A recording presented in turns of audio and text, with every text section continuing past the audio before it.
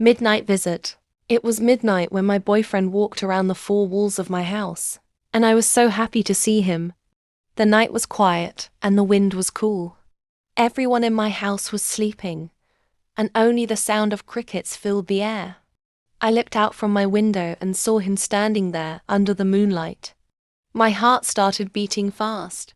He smiled at me and whispered, "Come outside for a moment." I quietly opened the door and stepped out. He was holding a small flower in his hand. "This is for you," he said softly. I smiled and took it.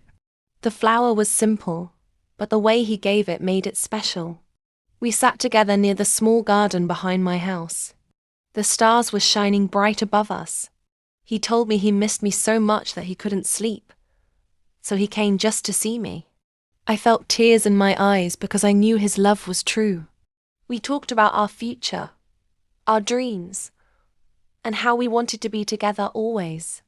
He promised me that one day he would come to my house in daylight, not hiding in the dark, and ask for my hand with pride. I believed him because his eyes were honest and kind. The night passed quickly. The sound of the mosque's early call to prayer started in the distance. He knew it was time to leave. He stood up and looked at me one last time. "Take care, my love," he said quietly. I watched him walk away into the darkness. The street was empty again, but my heart was full. I went back inside, closed my door, and smiled to myself. I could still smell the flower he gave me.